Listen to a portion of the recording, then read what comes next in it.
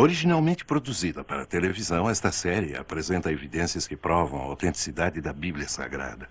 Dirigindo-se a ambos os lados da controvérsia, especialistas expressam pontos de vista não apoiados pelos produtores ou por Group Publishing. A seguir, cenas de outros programas de Segredos Milenares da Bíblia, série para colecionadores.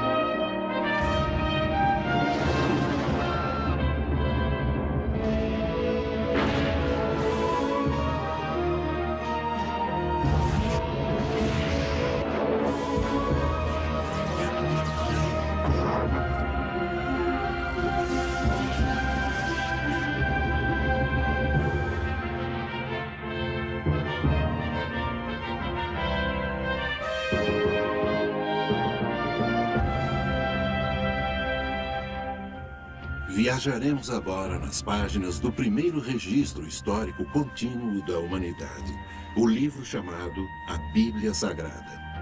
Vamos investigar algumas de suas histórias mais controvertidas e descobrir respostas para perguntas muito difíceis. Será a Bíblia um relato confiável de intervenções milagrosas que salvam as pessoas de um destino iminente e da destruição? Ou será meramente uma coleção de lendas e mitos, como afirmam alguns críticos modernos? Especialistas do mundo todo, tanto céticos quanto defensores da Bíblia, contribuíram para a discussão destas questões bíblicas que poderão chocá-los e surpreendê-los. A Arca de Noé. Houve uma inundação mundial? No topo de uma montanha na Turquia Oriental, escondido sob uma geleira, há um importante elo com o nosso passado distante. Relatórios dizem que é um barco de madeira de 5.000 anos de idade com estábulos e jaulas a bordo. A partir de testemunhos oculares, vocês descobrirão pela primeira vez a verdade por trás da antiga lenda da Arca de Noé. Vocês verão fotos incríveis e imagens de satélite nunca vistas que fornecem incríveis e novas provas sobre o mistério que reside no topo do Monte Ararat. Vocês ouvirão relatos fascinantes de testemunhas oculares de pessoas que viram e fotografaram o antigo barco. Esse programa nos dará informações excitantes que irão clarear essas questões que têm intrigado historiadores e cientistas por milhares de anos. As antigas lendas poderiam ser verdadeiras? Essa é a Arca de Noé? Houve um dilúvio universal que cobriu a Terra inteira, como a Bíblia afirma?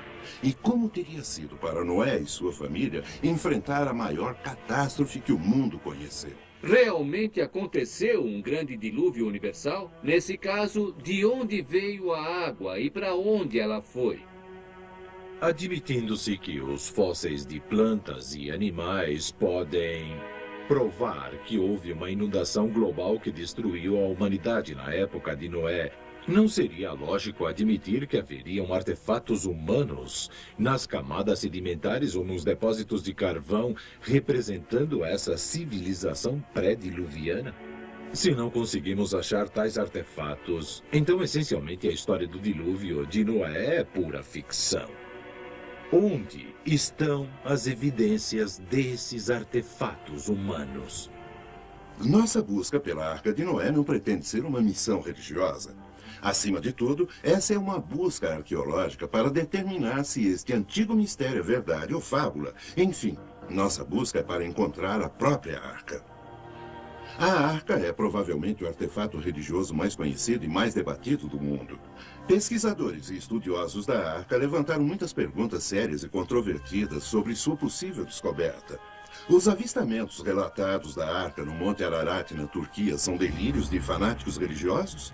São talvez apenas relatos de testemunhas oculares inocentemente enganadas? Nesse caso, como explicar a madeira e os artefatos antigos encontrados no alto dessa montanha árida?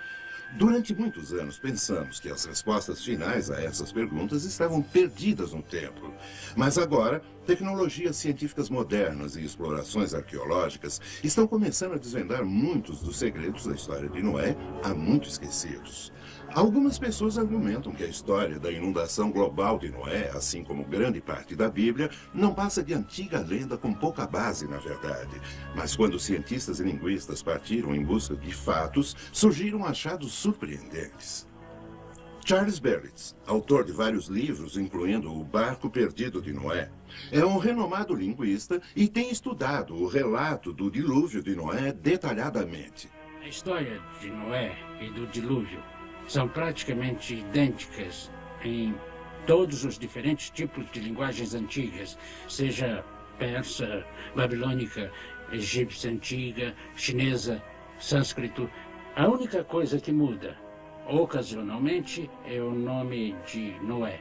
Não apenas aparece na Bíblia cristã, mas também no Alcorão, a Bíblia do Islão.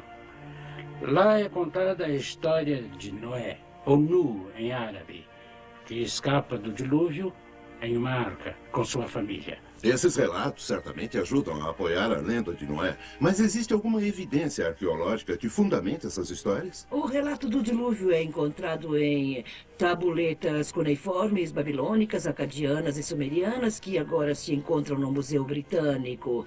Elas datam aproximadamente 700 anos antes de Cristo, mas existem relatos mais antigos do dilúvio encontrados em caracteres individuais chineses. Esses caracteres chineses datam de muito tempo. Encontramos as formas mais antigas de caracteres chineses em vasos de bronze. São vasos cerimoniais e a escrita se encontra dentro dos vasos. E a escrita leva o nome de escrita de bronze. Esses vasos de bronze datam da época da dinastia Shang, cerca de 1700 antes de Cristo, apenas 600 anos depois do dilúvio. Um estudo das tradições universais e dilúvios revela que há mais de 200 relatos. Também descobriu-se que essas tradições são universais em sua distribuição e têm muitos elementos em comum. Encontramos evidências históricas tanto de Noé quanto do dilúvio. 272 menções, para ser exato, em todas as civilizações e culturas do mundo, incluindo as culturas astecas e incas que os espanhóis encontraram no Novo Mundo. Apesar de todos os antigos relatos reportados, a maioria das pessoas pelo mundo achava que a história da Arca era apenas uma velha lenda. Parte do problema era que havia apenas um relato escrito amplamente conhecido sobre a Arca de Noé, a Bíblia Sagrada. A credibilidade da história de Noé foi fortalecida a partir de uma fonte improvável, de uma maneira totalmente acidental, por esse homem. Em meados de 1800, George Smith, um gravador profissional, costumava passar suas horas de almoço no Museu Britânico. Eu não era um arqueólogo formado, mas tinha uma enorme fascinação por coisas de natureza histórica. Meu interesse especial era para com artefatos da antiga Assíria, apesar de nunca ter estado nessa parte do mundo. Eu tinha lido intensamente tudo disponível a respeito das culturas do Oriente Médio e estava totalmente cativado pelo assunto. Como frequentador assíduo, Smith havia ficado amigo do diretor do museu, que se impressionou com a inteligência e o entusiasmo desse homem. Foi oferecido a Smith um trabalho especial. Era preciso alguém que juntasse algumas das 25.000 tabuletas cuneiformes de argila desenterradas na antiga cidade de Nínive, datando do 6º século antes de Cristo. Os 10 anos seguintes de minha vida foram passados juntando essas antigas tabuletas de argila. Mas era mais do que um complicado quebra-cabeças. As inscrições daquelas tabuletas que eu traduzi provocaram um profundo efeito no mundo da arqueologia. Em 1872, após uma década de trabalho, Smith se deparou com um relato de um barco que sobreviveu a um grande dilúvio e repousou em uma montanha. De uma pomba que foi enviada e que não encontrou um lugar para pousar. A história contada nessas tabuletas, conhecida como Épico de Gilgamesh, coincidia exatamente com a história de Noé na Bíblia, sugerindo que o relato bíblico era bem mais do que uma ficção lendária. Os achados surpreendentes de Smith suscitaram muita curiosidade científica e reacenderam um enorme interesse público a respeito da arca e sua possível descoberta.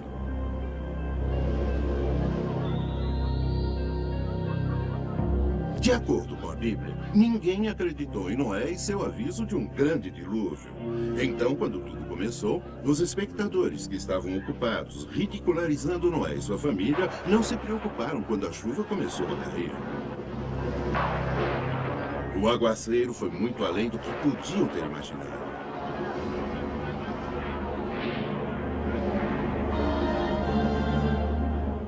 O desprezo foi esquecido e a preocupação se transformou em medo.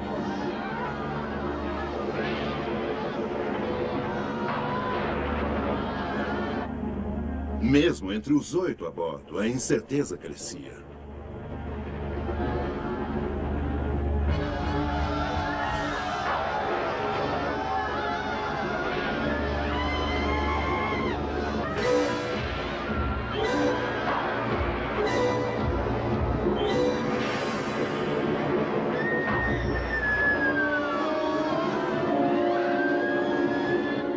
Por ser o tipo de homem que era, Noé se compadeceu deles, mas sabia que não havia outra escolha a não ser seguir as ordens de Deus.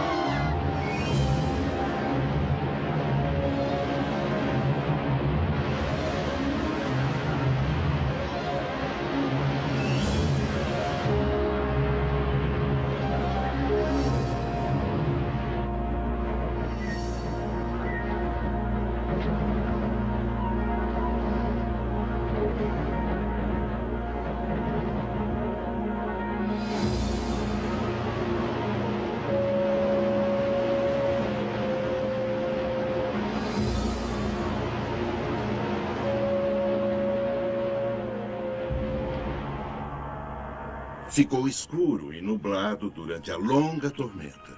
Então, o primeiro surgimento do sol foi uma revelação. O sol! Venham todos! Rápido! Estão vendo? A luz do sol! Está na hora de abrir o sapão.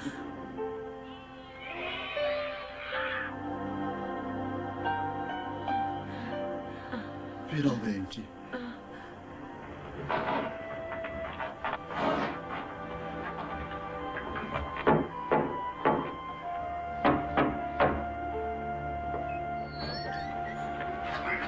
Incrível.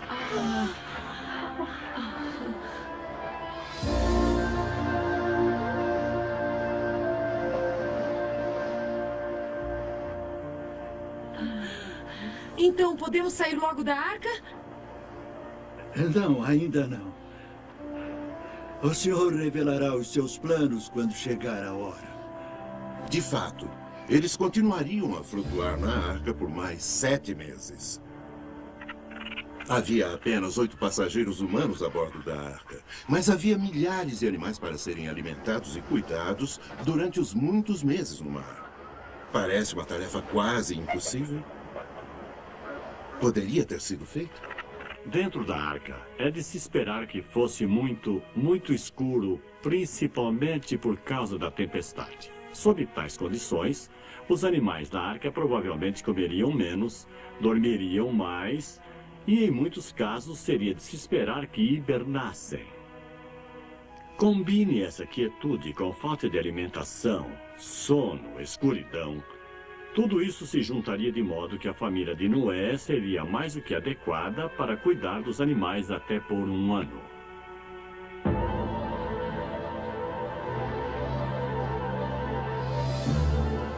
No Gênesis, lemos que as águas se ergueram e que todas as montanhas altas sob o firmamento inteiro ficaram cobertas.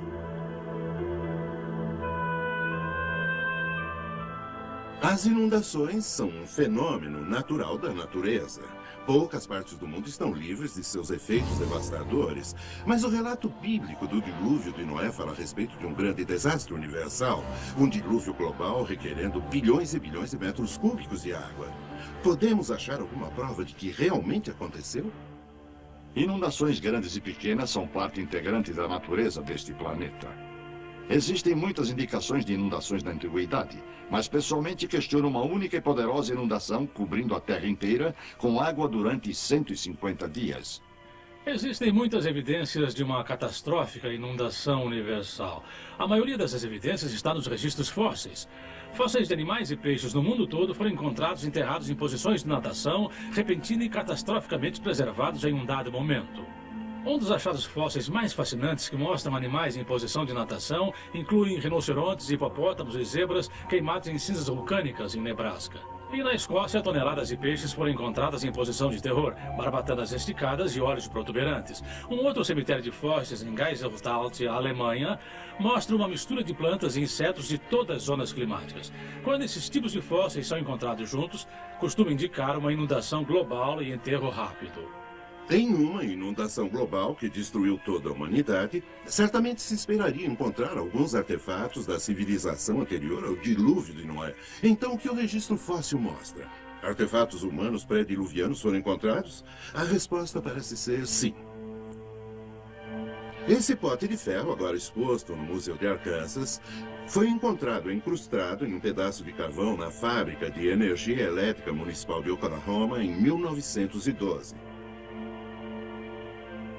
Achei esse sino num pedaço de carvão quando jovem e alimentava uma fornalha na Virgínia do Oeste. E deixei cair um pedaço grande de carvão e quando se quebrou, havia algo saindo dele. Nos meses seguintes eu extraí esse sino. O sino mede aproximadamente 18 centímetros. Tem um deus pagão em cima e um badalo de ferro. E o sino funciona muito bem. Com o tempo, eu descobri que é feito de latão e bronze, mas arsênico, sódio e antimônio, que não são encontrados em ligas que temos nos Estados Unidos hoje. Historicamente, esse sino cerimonial pagão é muito bem descrito no relato do Gênesis encontrado em 4:22, que diz que Tubal-Caim era um artífice de latão e ferro. Portanto, isso provavelmente é um objeto de uma civilização pré-diluviana e poderia ter sido levado pelo dilúvio de Noé até o carvão. Esse antigo martelo manufaturado foi originalmente encontrado em junho de 1934 no Texas Central, perto da elevação Uplift.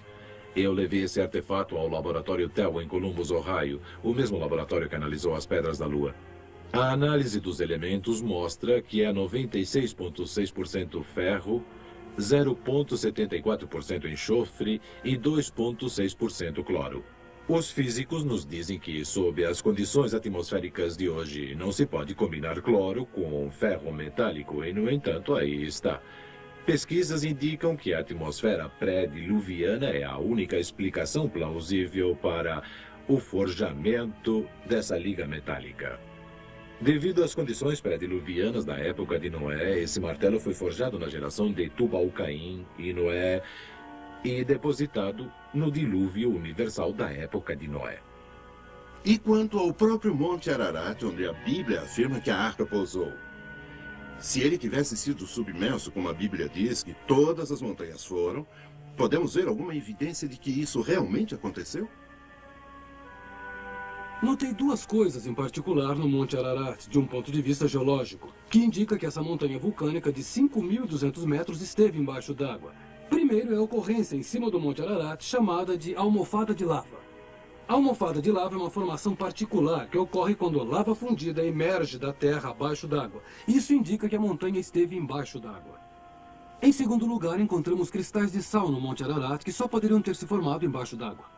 Esses cristais de sal, encontrados na elevação de 4.300 metros, indicam que pelo menos até a linha de gelo e neve permanentes, essa montanha esteve embaixo d'água. Então, as evidências se somam, indicando que provavelmente houve de fato uma inundação universal. Parece cada vez mais que os eventos em torno da história bíblica de Noé pode, de fato, ser verdadeira.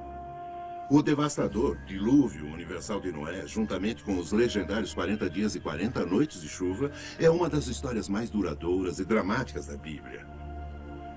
Mas, ao aceitar essa história do dilúvio como verdadeira, nos deparamos com algumas perguntas muito difíceis.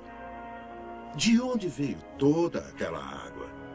Como ela subiu e cobriu toda a massa de terra? E depois do dilúvio, para onde ela foi?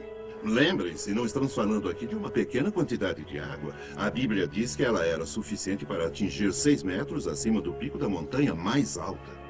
O primeiro capítulo do Gênesis descreve especificamente um firmamento ou atmosfera que Deus criou ao redor da Terra. Ao descrever as águas acima do firmamento, a Escritura sugere que nos momentos antes do dilúvio havia uma cobertura de vapor de água em volta da Terra. Algo como espessas nuvens de chuva que ajudavam a moderar a Terra e a proteger o seu clima. A ideia de uma camada de vapor de água ou cobertura envolvendo a Terra parece um tanto estranho, mas, de fato, coberturas são bem comuns entre os planetas de nosso sistema solar. Vênus, Júpiter e Saturno, todos têm uma cobertura de nuvens e envelopes gasosos espessos os envolvendo. Se a Terra tinha tal cobertura, quanta chuva ela poderia ter produzido? A cobertura de vapor teria precipitado no máximo 12 metros de água diretamente. Mais ainda, a água liberada por erupções vulcânicas durante o dilúvio teria mantido uma chuva pesada caindo durante 40 dias e noites, ficando mais leve à medida em que começou a existir nosso atual regime de tempo. Nossos especialistas indicaram que o grande dilúvio começou e a água veio de 3 lugares. Fontes subterrâneas jorrando, chuva vindo da cobertura acima e água dos oceanos existentes se derramando sobre a Terra. Mas o que teria provocado essa série de incríveis eventos? Uma teoria proeminente sugere que procuremos a resposta além do céu. Ao observar as luas e planetas de nosso sistema solar, fica claro que muitos deles passaram por períodos de bombardeamentos pesados de meteoros. Mesmo na Terra, com seu alto grau de erosão, foram descobertos mais de 100 antigos locais de impacto. É certamente plausível que um desses resultou em uma série de cataclismos que levaram ao grande dilúvio. Como causa específica da inundação e dos violentos abalos terrestres, a teoria do meteoro é das mais plausíveis. Para explorar ainda mais o assunto, procuramos o diretor aposentado de um dos principais laboratórios de pesquisa e desenvolvimento do Departamento de Defesa, o Dr. Walter Brown. Podemos ver em nosso planeta 17 aspectos muito estranhos que podem agora ser sistematicamente explicados como sendo o resultado do cataclismo de um dilúvio global, cujas águas irromperam de câmeras subterrâneas com uma liberação de energia excedendo a explosão de 10 bilhões de bombas de hidrogênio. Essa explanação nos mostra quão rapidamente as maiores montanhas se formaram. Ela explica os depósitos de carvão e óleo e a rápida deriva dos continentes. No piso do oceano existem enormes valas e centenas de fendas e vulcões. Isso explica a formação de camadas e da maioria dos fósseis dos mamutes congelados, a assim chamada Era Glacial e os maiores cânions, especialmente o Grand Canyon. A Terra pré-diluviana provavelmente tinha apenas um enorme supercontinente coberto com viçosa vegetação. Havia mares e rios principais. As montanhas eram menores que as de hoje, mas talvez com 2.700 metros de altura. De acordo com a teoria da hidroplaca, a Terra pré-diluviana possuía muita água subterrânea, cerca de metade do que tem agora em nossos oceanos. Essa água era contida em câmaras interconectadas, formando uma placa delgada esférica com cerca de 800 metros de espessura, talvez a 16 quilômetros abaixo da superfície da Terra. A crescente pressão da água subterrânea esticou a crosta, como um balão se estica quando a pressão de dentro aumenta. Falhas na crosta começaram com uma rachadura microscópica, que cresceu em ambas as direções a uns 5 km por segundo. A rachadura, seguindo o caminho de menor resistência, circundou o globo em aproximadamente 2 horas. À medida em que a rachadura correu, ao redor da Terra, a crosta superior de rocha se abriu como um rasgo em um tecido esticado. A água subterrânea estava sob extrema pressão devido ao peso dos 18 quilômetros de rocha se pressionando contra ela. Então a água explodiu violentamente para fora da ruptura. Ao longo da ruptura circundando o globo, fontes de água se projetaram supersonicamente a quase 32 quilômetros em direção à atmosfera. O borrifo dessa enorme fonte produziu chuvas torrenciais como a Terra jamais havia experimentado antes ou depois. A Bíblia afirma que todas as fontes das profundezas jorraram em um dia. E ela descreve esses eventos de 5.000 anos atrás, que agora podemos ligar cientificamente. Parte da água se projeta acima da fria atmosfera, se converte em cristais de gelo, produz grandes pedaços de gelo enterrando, sufocando e imediatamente congelando qualquer animal, inclusive os mamutes da Sibéria e do Alasca. As fontes de alta pressão provocaram erosões na rocha em ambos os lados da rachadura, produzindo volumes enormes de sedimentos provenientes dessa água enlameada na terra toda. Esses sedimentos aprisionaram e enterraram plantas e animais, formando o registro fóssil. Essa erosão ampliou a fenda. A largura ficou tão grande que a rocha comprimida abaixo da câmara subterrânea se projetou para cima, fazendo nascer a cadeia mesoceânica que envolve a Terra, como a costura de uma bola de beisebol. As placas continentais, as hidroplacas, ainda com água abaixo delas, deslizaram morro abaixo, se afastando da ascendente cadeia atlântica. Depois as placas continentais, em lenta aceleração, terem alcançado a velocidade de 72 km por hora, encontraram resistências, se comprimiram e enrugaram. A porção de hidroplaca que enrugou para baixo formou as fossas oceânicas e as que enrugaram para cima formaram as montanhas. É por isso que as maiores cadeias de montanhas são paralelas às cadeias oceânicas, das quais deslizaram. As hidroplacas, ao deslizarem das cadeias oceânicas, abriram bacias oceânicas muito profundas, para dentro das quais as águas do dilúvio se retraíram. Nos continentes, cada depressão ou bacia ficou com água até a borda, produzindo lagos pós-diluvianos. A demonstração da maciça catástrofe mundial da antiguidade que acabaram de testemunhar apoia a história bíblica do dilúvio em todos os detalhes.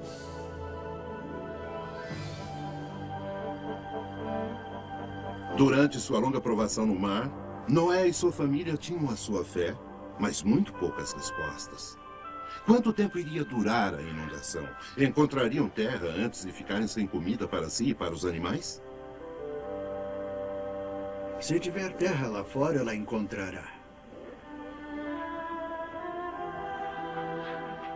Primeiro, Noé enviou um corvo para ver se havia terra seca em algum lugar. Mas o corvo apenas voou por ali, provavelmente se alimentando de fragmentos flutuantes.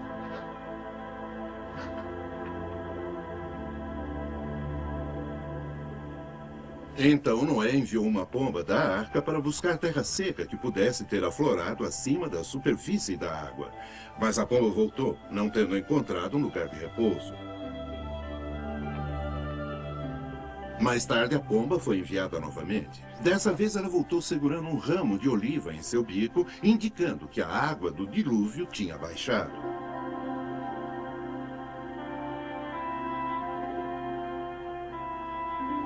A arca ficou no mar durante longos meses, esperando que a tempestade parasse e as águas baixassem.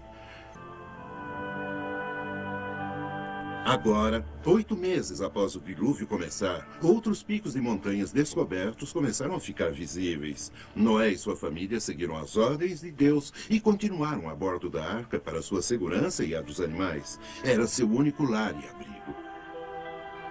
Foi no 10º mês que Noé subiu na parte mais alta da arca.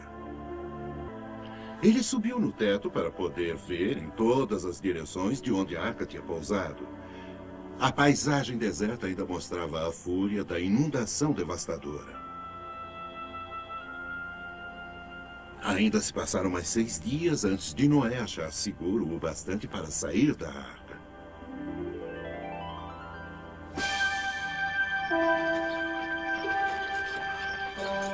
Ao todo, Noé e sua família ficaram a bordo da arca durante 365 dias.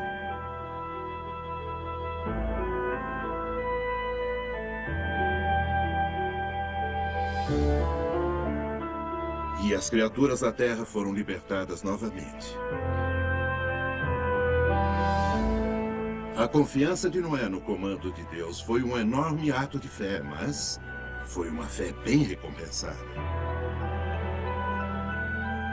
Noé e sua família foram os únicos humanos a sobreviver ao grande dilúvio, e devido à fé de Noé, o Senhor prometeu nunca mais trazer tamanha destruição. E pela primeira vez na Terra, colocou um arco-íris no céu, selando sua promessa à humanidade. O relato do dilúvio de Noé foi uma provação comovente e dramática para Noé e sua família.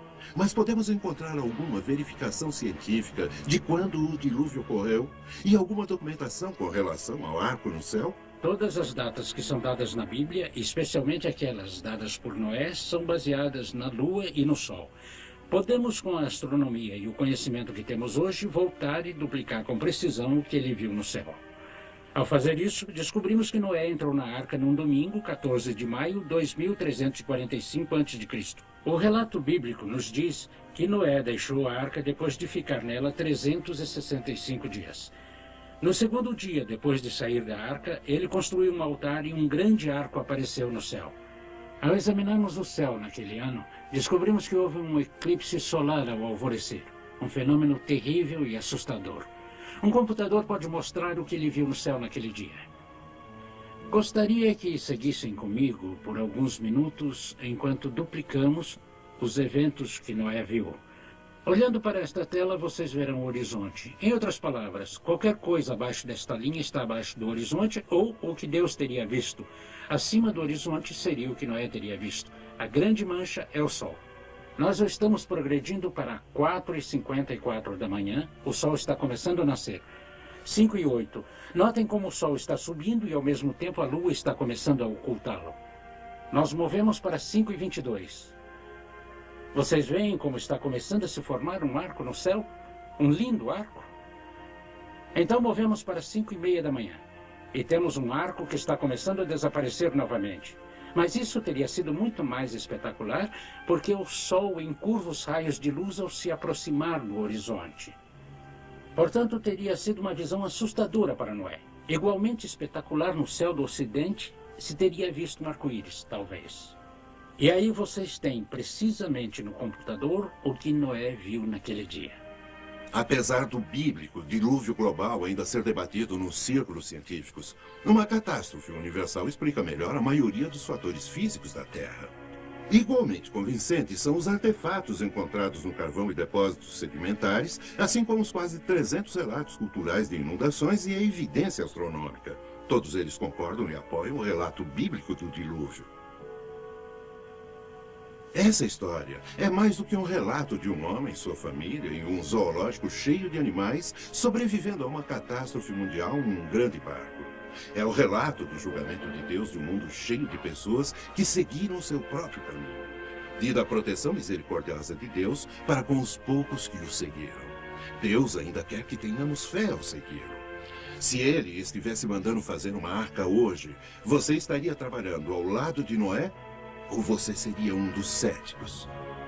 Algo a se pensar.